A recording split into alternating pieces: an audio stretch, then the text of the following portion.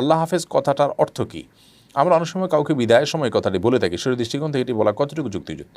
সিজদা দোয়া করার নিয়ম জানতে চাই। ফরজ সালাতের পর সাইদুল ইস্তেগফার পড়া যাবে কিনা?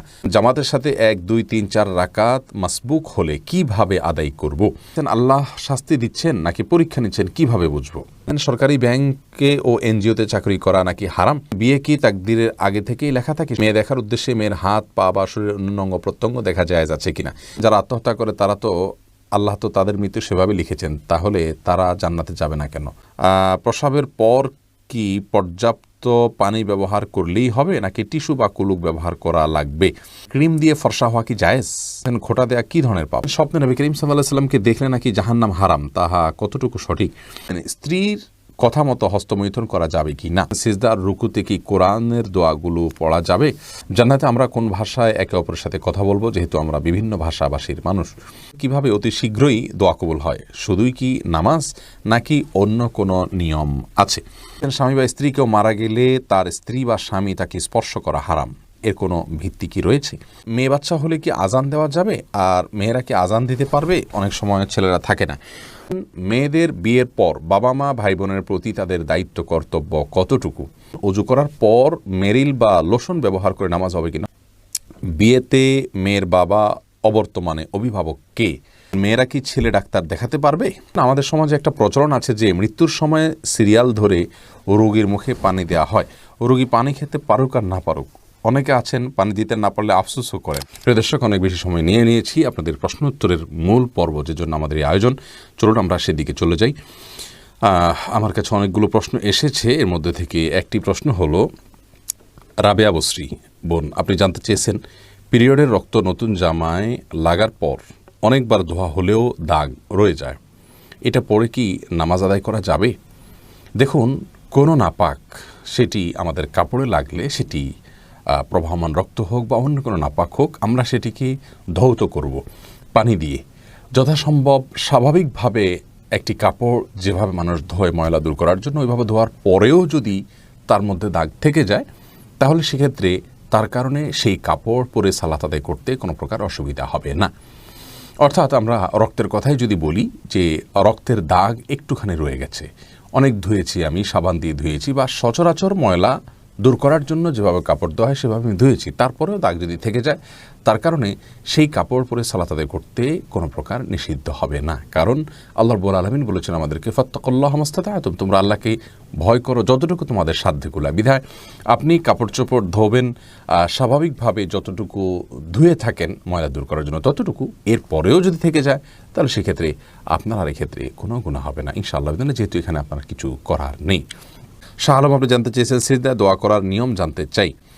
সিজদায় দোয়া করবেন, আপনি স্বাভাবিকভাবে দোয়া করবেন, এখানে তো দোয়ার মধ্যে হাত তোলার প্রশ্নই ওঠে না, যেহেতু সিজদায় আপনার হাত জমিনে থাকবে, ফ্লোরে থাকবে।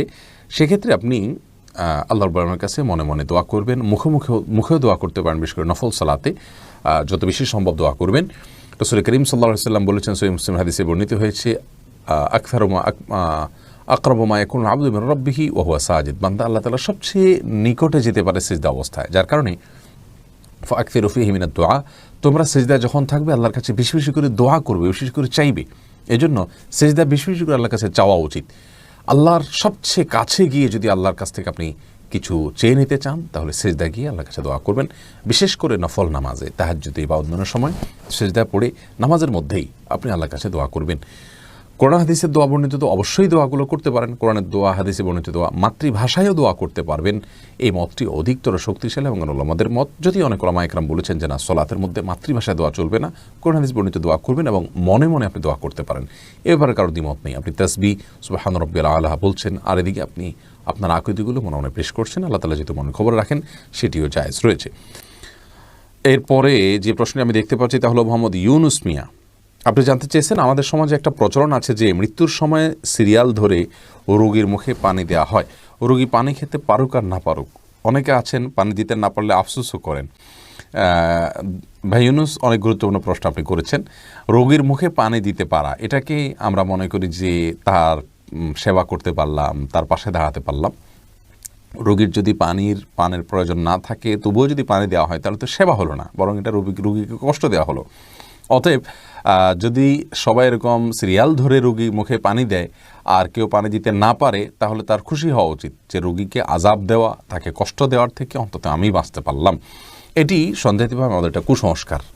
আমাদের অনেকেই মনে করেন যে মৃত্যুর আগে তার মুখে পানি দিতে পারলে বোধহয় আমি একটা কিছু করে ফেললাম। না, কোরআন হাদিসে কোথাও এরকম কোনো কাজের প্রশংসা করা হয়নি। রোগীর জন্য যেটা প্রয়োজন সেটা আপনাকে করতে হবে। রোগীর সেবা করতে হবে, রোগীর শুশ্রূষা করতে হবে, রোগীর সাথে দেখতে যেতে হবে। এগুলো সবগুলো সুন্নাহ এবং গুরুত্বপূর্ণ ইবাদত, কোনো কোনো ক্ষেত্রে গিয়ে ওয়াজিব পর্যন্ত হয়ে যায়।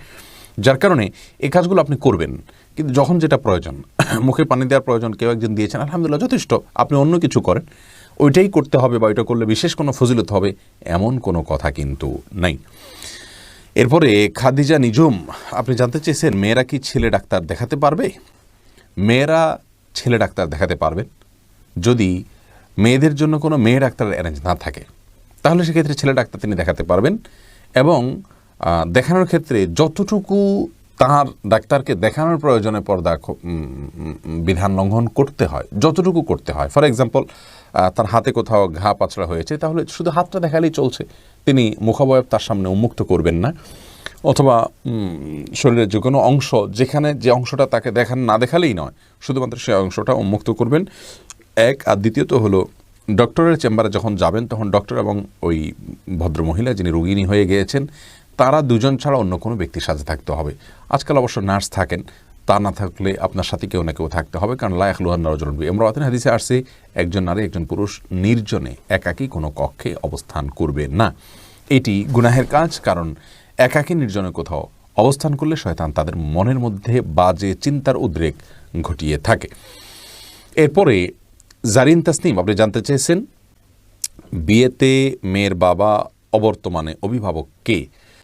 মেয়ের বাবা যদি না থাকেন, মারা যান, অথবা তার কোনো খোঁজ খবর না নেন, অথবা তিনি তা নিরুদ্দেশ থাকেন, অর্থাৎ মেয়ের বাবা এক কথায় না থাকেন যদি, তাহলে সেক্ষেত্রে মেয়েকে বিয়ে দেওয়ার জন্য দ্বিতীয় অভিভাবক হলেন মেয়ের বড় ভাই, মেয়ের দাদা যদি তিনি বেঁচে থাকেন, অথবা বড় ভাই, অথবা চাচা, তাদের কেউ একজন অভিভাবক হবেন ধারাবাহিকভাবে। আর যদি এরকম নিকটাত্মীয় কেউই না থাকে, তাহলে সেক্ষেত্রে মহল্লার মসজিদের ইমাম সাহেব বা কোনো দিনদার মানুষ, তিনি তাকে অভিভাবক হয়ে বিয়ে দিতে পারবেন। এরপরে আমি যে প্রশ্নটি দেখতে পাচ্ছি তা হলো মজিদুল হক, আপনি জানতে চেয়েছেন অজু করার পর মেরিল বা লোশন ব্যবহার করে নামাজ হবে কিনা? হবে, কোনো অসুবিধা নেই। মেরিল বা লোশনে এমন কোনো উপাদান নেই যেটি নাপাক, যা ব্যবহার করলে আমাদের শরীরে নাপাক হয়ে যাবে, যার কারণে এটি ব্যবহার করে সালাত আদায় করলে কোনো অসুবিধা নেই। যে কোনো পেট্রোলিয়াম জেলি, তেল, এর যে কোনোটি আপনি ব্যবহার করতে পারেন, করে আপনি সালাত আদায় করতে পারেন, কোনো অসুবিধা নেই। এরপরে মুরসালিন সরকার, আপনি জানতে চেয়েছেন জামাতের সাথে 1, 2, 3, 4 রাকাত মাসবুক হলে কিভাবে আদায় করব? 1, 2 বা 4 রাকাত, 3 রাকাত সালাত যদি আপনার ছুটে যায়, ইমাম সালাম ফেরানোর পর আপনি যখন সালাতগুলো আদায় করবেন, এগুলোতে আপনি কেরাত পড়বেন কিনা?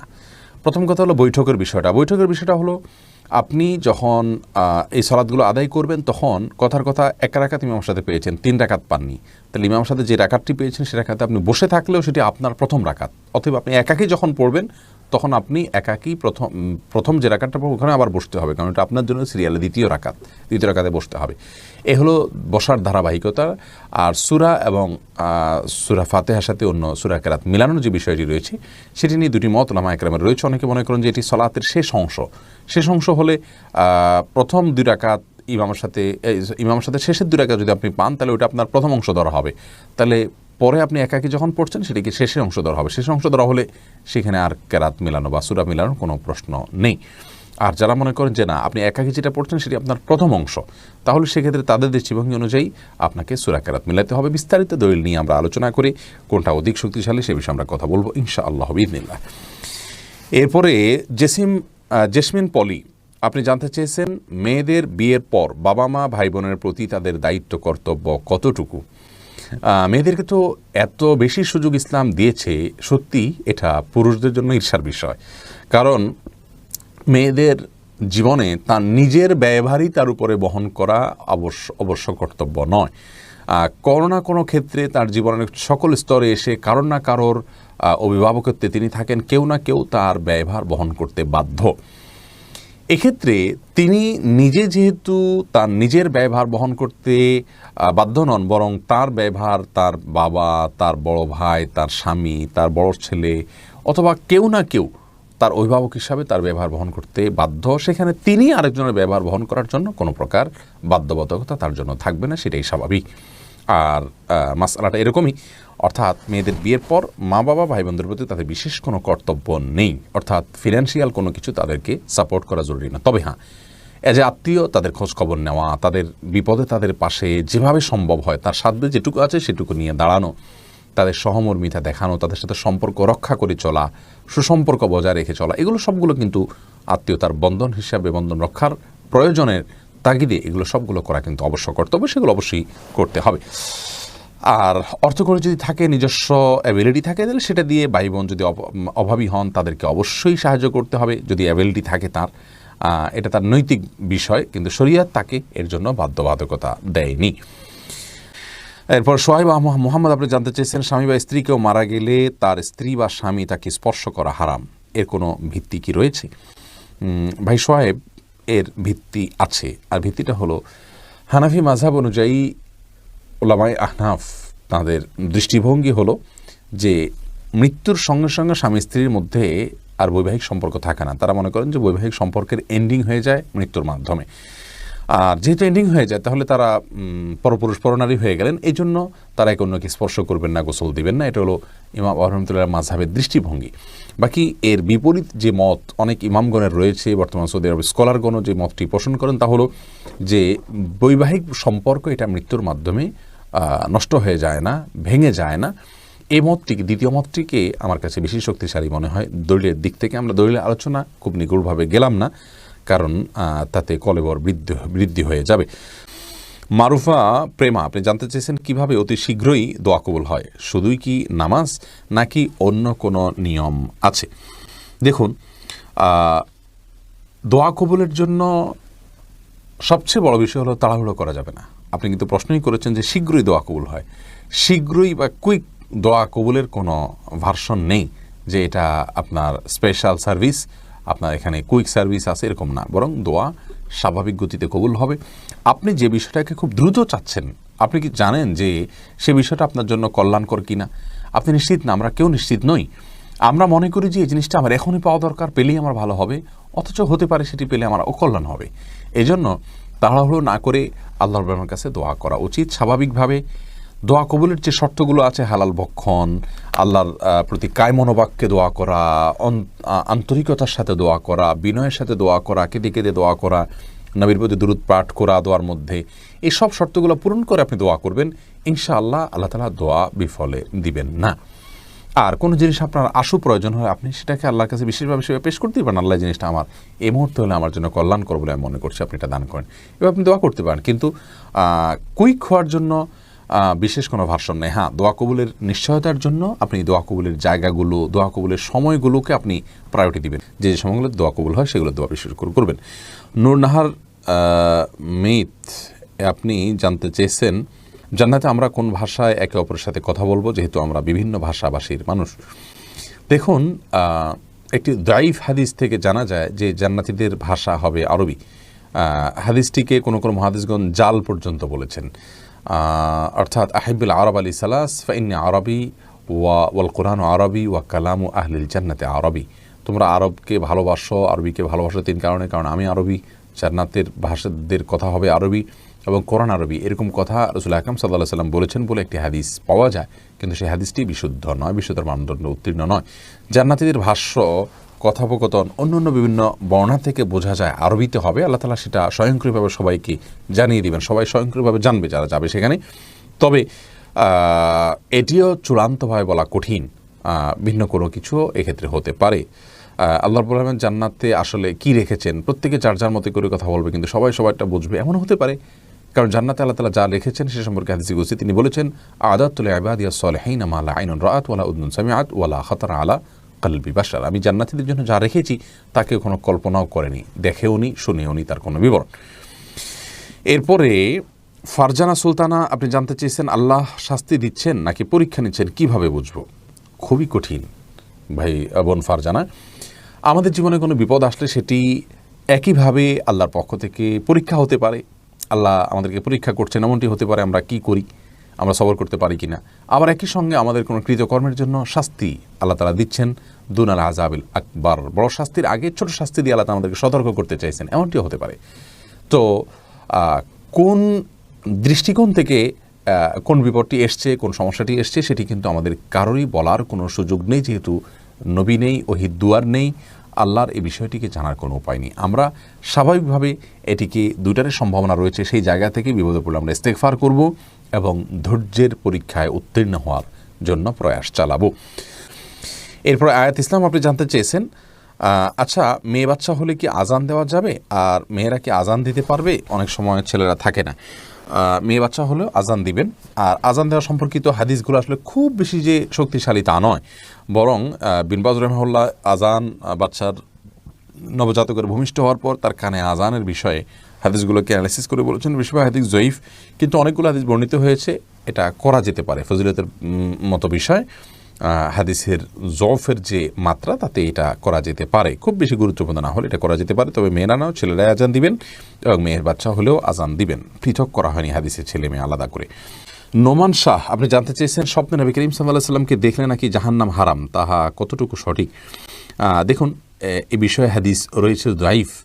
আর দ্বিতীয়ত হলো যে রাসূল আকরাম সাল্লাল্লাহু আলাইহি সাল্লামকে আমরা স্বপ্নে দেখলে তিনি রাসূল আকরাম সাল্লাল্লাহু আলাইহি সাল্লাম কিনা এটা নিশ্চিত হওয়া কঠিন।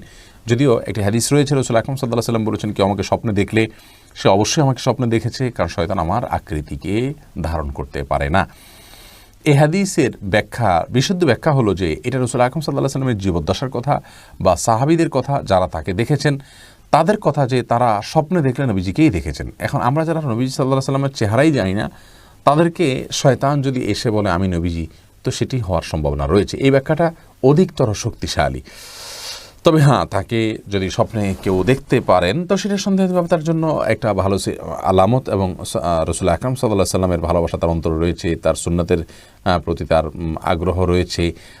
এটি যেমন হতে পারে তেমনিভাবে এর মাধ্যমে তিনি অনুপ্রাণিত হতে পারেন, কিন্তু এটা জরুরি নয় যে তাকে স্বপ্নে দেখলে তিনি অরিজিনালি দেখেছেন আর তাকে দেখলেই জান্নাত ওয়াজিব হয়ে যাবে, এটি বিশুদ্ধ নয়। জাহিদুল ইসলাম তালুকদার জানতে চেয়েছেন, সিজদা আর রুকুতে কি কোরআনের দোয়াগুলো পড়া যাবে? দেখুন, সিজদা এবং রুকুতে কোরআনের বর্ণিত আয়াত আপনি পড়বেন না। বিশেষ করে সিজদাতে রাসূল আকরাম সাল্লাল্লাহু আলাইহি ওয়াসাল্লাম সালাতের মধ্যে আপনার সিজদাতে কোরআনে কারীম তেলাওয়াত করতে নিষেধ করেছেন। তবে দোয়ামূলক যে সমস্ত আয়াতগুলো আছে, যেগুলো নিছক দোয়া, সেই আয়াতগুলো আপনি পাঠ করতে পারবেন দোয়া হিসাবে, কোরআনের তেলাওয়াতের অংশ হিসাবে নয়। এরপরে মনিরুল ইসলাম জানতে চেয়েছেন, মেয়ে দেখার উদ্দেশ্যে মেয়ের হাত পা বা শরীরের অন্য অঙ্গ প্রত্যঙ্গ দেখা যায় আছে কিনা। দেখুন, রাসূল করিম সাল্লাল্লাহু আলাইহি ওয়াসাল্লাম বলেছেন, বিবাহের প্রস্তাব যদি কেউ কাউকে দেয় সে যেন ফানজুর ইলাইহা, তাকে নবী সাল্লাল্লাহু আলাইহি ওয়াসাল্লাম নির্দেশ করেছেন, তুমি বিবাহের প্রস্তাব দিয়েছো তাহলে তাকে দেখে নাও। এই জন্য দেখে নেওয়াটা এটা দোষণীয় বিষয় নয়। আর কোনো ত্রুটি আছে কিনা সেজন্য দেখে নেওয়া যেতে পারে। নবী সাল্লাল্লাহু আলাইহি ওয়াসাল্লাম এক সাহাবীকে বলেছেন যে ফানজুর ইলাইহা ফাইন্না ফি আয়ুনিল আনসারি শাইআ। কোন এক আনসারি মেয়েকে বিয়ের প্রস্তাব করেছেন একজন মুহাজির সাহাবী, তখন তিনি বলেছেন যে তুমি সেই মেয়েকে দেখে নাও, কারণ আনসারি মেয়েদের চোখের মধ্যে কিছুটা সমস্যা, ঘোলাটে ভাব বা এরকম কিছু একটা আছে, তোমার ভালো লাগে কিনা তুমি দেখে নাও। এই জন্য হাদিস থেকে বোঝা গেল যে নারীদের স্বাভাবিক যে সমস্ত অঙ্গ প্রত্যঙ্গগুলো তারা খোলা রাখেন, হাত পা মুখাবয়ব, এগুলো একজন পুরুষ বিয়ের উদ্দেশ্যে দেখতে পারেন। ঠিক একইভাবে মেয়েও ছেলেকে দেখতে পারেন। সাবিহা জুই আপনি জানতে চেয়েছেন, সরকারি ব্যাংকে ও এনজিওতে চাকরি করা নাকি হারাম? না, এনজিওতে চাকরি করা হারাম এ কথাটি সঠিক নয়। এনজিওতে আপনি কোন পদে চাকরি করছেন, কি কাজ করছেন, সেটা হলো মুখ্য বিষয়। আপনার কাজটা যদি কোনো হারাম কাজ না হয় তাহলে সেক্ষেত্রে আপনি আপনার কাজের বিনিময়ে পারিশ্রমিক নিতে পারেন। আপনি এনজিওর কাজ করছেন না কোনো অমুসলিমের কাজ করছেন, এটি দেখার বিষয়। আপনি কি কাজ করে উপার্জন করছেন সেটি হলো মূল বিষয়। রুহুল সুজন আপনি জানতে চেয়েছেন, নাকের সৌন্দর্য বৃদ্ধি করার জন্য সার্জারি করা যাবে কি না। সৌন্দর্য বৃদ্ধি করার জন্য সার্জারিতে যদি ব্যাপক কোনো সৃষ্টিগত পরিবর্তন না হয়, ছোটোখাটো কোনো পরিবর্তন হয়, তাহলে সেক্ষেত্রে সেটি জায়েজ হবে। আর যদি কোনো ত্রুটি থাকে, সেটা ত্রুটিটা দূর করার জন্য সার্জারি করেন, প্লাস্টিক সার্জারি বা অন্য কিছু, তাহলে সেটি জায়েজ রয়েছে। আল্লাহ হাফেজ কথাটার অর্থ কী? আমরা অনেক সময় কাউকে বিদায়ের সময় কথাটি বলে থাকি, শরীর দৃষ্টিকোণ থেকে এটি বলা কতটুকু যুক্তিযুক্ত। কাউকে বিদায়ের সময় নবী করিম সাল্লাল্লাহু আলাইহি ওয়াসাল্লামের সুন্নাহ ছিল আস্তাউদিউল্লাহ দীনাকুম ওয়া আমানাতাকুম ওয়া খাতিমা আমালিকুম, এরকম দোয়া করা, যার অর্থ হলো তোমার দিন কে আমি আল্লাহর উপরে ন্যস্ত করছি, আল্লাহর কাছে আমানত রাখছি, আল্লাহ যেন তোমার দিনকে হেফাজত করেন এবং তোমার আমানতকে হেফাজত করেন। এবং তোমার শেষ পরিণতি কাজ যেন ভালো হয় সেজন্য তোমার জন্য দোয়া করছি। অতএব সংক্ষেপে বললেও আপনি আস্তাউদিয়াল্লাহ, তোমাকে আমি আল্লাহর কাছে আমানত হিসাবে ন্যস্ত করছি, আল্লাহর হেফাজতে রাখছি, এরকম বলাটা হলো সুন্নাহ। এটি হলো সুন্নাহ সম্মত দোয়া। আমরা এটাই বলবো, আস্তাউদিয়াল্লাহ বলবো, আল্লাহ হাফেজ বলার চাইতে এটাই বলা উত্তম, কারণ এটি সুন্নাহ। আল্লাহ হাফেজ বলা সুন্নাহ নয়। কিন্তু যদি কেউ আল্লাহ হাফিজ বলেন তাতে কোনো গুনাহ হবে না। আল্লাহ হাফিজ শব্দের অর্থটা খারাপ নয়, এটার অর্থ হলো যে আল্লাহ সংরক্ষণকারী, অর্থাৎ তুমি যাচ্ছ আল্লাহর হেফাজতে, আল্লাহর সংরক্ষণকারী, উদ্দেশ্য এটাই হয়। কিন্তু সরাসরি সুন্নাহর উপর আমল করা অবশ্যই উত্তম এবং ভালো। এমডি খালিল মির্জা আপনি জানতে চেয়েছেন স্ত্রীর কথা মতো হস্তমৈথুন করা যাবে কি না। স্ত্রী হস্তমৈথুন করতে কেন বলবেন? যদি কোনো স্ত্রী হস্তমৈথুন করতে বলেন তাহলে এটা অসুস্থতা, এটি জায়েজ নয়। কোরআনে কারীমে আল্লাহ বলেছেন যে মানুষের যৌন চাহিদাকে চরিতার্থ করবার জন্য আল্লাহ বৈধ যে পথ রেখেছেন, স্বামী স্ত্রীর যে মিলনের পথ রেখেছেন, এবং বৈধ পথ ছাড়া অন্য কোনো উপায়ে যদি কেউ তার যৌন চাহিদাকে চরিতার্থ করে, আল্লাহ তাআলা বলেছেন ফাউলাইকাহুমুল আদুন, তারা সীমালঙ্ঘনকারী। সূরা মুমিনুনের শুরুর দিকের এই আয়াত থেকে বোঝা গেল যে হাত দিয়ে যদি কেউ বীর্যপাত করে তাহলে সে সীমালঙ্ঘনকারী, কারণ এটি কোনো সুস্থ বা স্বাভাবিক পদ্ধতি নয়। বিধায় স্ত্রী চাইলেও তার হস্তমৈথুন করা জায়েজ নাই। হ্যাঁ, যদি কেউ এমন কোনো জায়গায়, এমন কোনো কঠিন সিচুয়েশনের মধ্যে পড়ে গেছেন, যে এমন পরিবেশে আছেন যে এখানে তিনি তার যৌন চাহিদা যদি তিনি কোনোভাবে অবদমন না করেন তাহলে জিনায় লিপ্ত হয়ে যাবেন, তাহলে সেক্ষেত্রে কোনো ফকিগণ ওই ব্যক্তির জন্য ওই সময়ে হস্তমৈথুনকে জায়েজ বলেছেন। আর স্ত্রীর হাত ব্যবহার করে হস্তমৈথুনকে অনেক উলামা ইকরাম জায়েজ বলেছেন, যদি মাসিকের কারণে বা অন্য কারণে স্ত্রীর সহবাস না করতে পারে এবং না করতে পারার কারণে গুনাহে লিপ্ত হয়ে যাওয়ার আশঙ্কা থাকে সেই ক্ষেত্রে। বাকি স্ত্রীর নির্দেশে স্বামী নিজে হস্তমৈথুন করা কোনো অবস্থাতে জায়েজ নয়। এরপরে আদনান সাঈদ আপনি জানতে চেয়েছেন প্রস্রাবের পর কি পর্যাপ্ত পানি ব্যবহার করলেই হবে নাকি টিস্যু বা কুলুক ব্যবহার করা লাগবে? দুইটাই ব্যবহার করা হাদিস দ্বারা প্রমাণিত রয়েছে, আপনি দুইটাই ব্যবহার করতে পারেন। তবে সাধারণ অবস্থাতে, স্বাভাবিক অবস্থা শুধু পানি ব্যবহার করলেই আপনি পাক হয়ে যাবেন যদি পেশাবের ধারা বন্ধ হয়ে যায়। এরপরে শিম্মি আক্তার জানতেছেন ক্রিম দিয়ে ফর্সা হওয়া কি জায়েজ? আজকাল অনেকে এটি করছেন, এটি নানা কারণে না জায়েজ। প্রথমত এটি প্রতারণা, দ্বিতীয়ত আমি যতটুকু জানি এটি স্বাস্থ্যের জন্য কোনো উপকারী বিষয় নয়, তৃতীয়ত লা তাবদিলা লি খালকিল্লাহ, এটার সরাসরি এটার মধ্যে না পড়লেও অনেকটা আপনার সে জাতীয় কাজ হয় ক্রিম দিয়ে ফর্সা নিজেকে করার যে কসরত, তার মাধ্যমে। অতএব এটি না করাই হবে উচিত এবং উত্তম কাজ। ফাতেমা খাতুন আপনি জানতে চেয়েছেন ফরজ সালাতের পর সাইদুল ইস্তেগফার পড়া যাবে কিনা। আপনি পড়তে পারেন, এমনিতে আপনার মনে চাইলে ইস্তেগফারের অংশ হিসাবে আপনি পড়লেন, কিন্তু নিয়ম করে আপনি যদি পড়েন এবং সবসময় পড়তে থাকেন, এটাকে যদি আপনি সালাতের আবশ্যক কোনো কাজ মনে করেন তাহলে সেক্ষেত্রে এটি জায়েজ হবে না, বরং এটি সকাল সন্ধ্যার একটি আমল। সকাল সন্ধ্যায় অর্থাৎ সকালে এবং সন্ধ্যায় আপনি সাইদুল ইস্তেগফার পাঠ করবেন। ফায়েজ আহমেদ জানতেছেন মালদ্বীপ থেকে পায়ের নখে কি মেহেদি দেওয়া যাবে? দিতে পারেন মেহেদি। অনেকে মনে করেন যে যেহেতু দাড়িতে চুলে দেওয়া হয় অতএব পায়ে দেওয়া যাবে না, দেওয়া যাবে, অসুবিধা নেই, কিন্তু পুরুষরা নয়, মেয়েরা মেহেদি ব্যবহার করবেন। আশিকুল ইসলাম জানতে চেয়েছেন বিয়ে কি তাকদিরের আগে থেকেই লেখা থাকে? সব কিছুই তাকদিরের আগে থেকে লেখা থাকে, বিয়েটাও তার মধ্যে ওর মধ্যে পড়ে। ফিরোজ আপনি জানতেছেন বেনামাজের হাতে রান্না খাওয়া যাবে কিনা, দয়া গুরুত্ব দিবেন। জি, যাবে। অমুসলিমের হাতে রান্না রাসূল আকরাম সাল্লাল্লাহু আলাইহি ওয়াসাল্লাম খেয়েছেন, ইহুদির বাড়িতে খেয়েছেন, অতএব বেনামাজের হাতে অবশ্যই খাওয়া যেতে পারে। আপনি কি খাচ্ছেন সেটা হলো বিষয়, কার হাতে খাচ্ছেন সেটি বিষয় নয়। হালাল খেয়ে থাকলে খারাপ মানুষের হাতেও খেতে পারেন, রান্না করাও খেতে পারেন, আর হারাম যদি খান তাহলে ভালো মানুষ রান্না করে দিলে তার হাতের খাওয়াও খেতে পারেন না। সাদিয়া ইসলাম আপনি জানতেছেন যারা আত্মহত্যা করে তারা তো আল্লাহ তো তাদের মৃত্যু সেভাবে লিখেছেন, তাহলে তারা জান্নাতে যাবে না কেন? দেখুন, আল্লাহ তাদের মৃত্যু সেভাবে লিখেছেন, বিষয়টা এইভাবে নয়, বরং আল্লাহ তাআলা তাকে ওই পর্যন্ত হায়াত দিয়েছেন। আর অবশ্যই আল্লাহর নির্দেশ ছাড়া, আল্লাহর সৃষ্টি ছাড়া কোনো কিছুই হয় না, তার মৃত্যুটাও আল্লাহর সৃষ্টি। এখন আপনি বলতে পারেন ওইভাবে আল্লাহ তার মৃত্যু সৃষ্টি করেছেন, তাহলে তার দোষটা কোথায়? তার দোষটা হলো সে আত্মহত্যার জন্য সিদ্ধান্ত নিয়ে আত্মহত্যার আয়োজনটা সম্পন্ন করেছে, এটুকু কাজ সে করেছে, এটুকু করার কারণে তার শাস্তি হবে। তার জন্য মৃত্যু সে হয়েছে এই জন্য শাস্তি নয়, শাস্তিটা হলো যে সে আত্মহত্যার জন্য যা যা দরকার তার সব কিছু সে গ্রহণ করেছে এবং চূড়ান্ত পর্যায় পর্যন্ত সে গেছে, এটাই হলো তার জন্য গুনাহের কারণ, সে কারণে তাকে শাস্তি দেওয়া হবে, এটাই হলো তার অপরাধ। নাজমা খাতুন জানতে চেয়েছেন খোঁটা দেয়া কী ধরনের পাপ? অত্যন্ত জঘন্য ধরনের পাপ। আল্লাহ রাব্বুল বলেছেন লা তুবদিলু সাদকাতিকুম বিল মান্নি ওয়াল আযা, দান করার পরে খোঁটা দিয়ে, কষ্ট দিয়ে তোমরা তোমাদের সদকা দান এগুলোকে নষ্ট করে দিও না।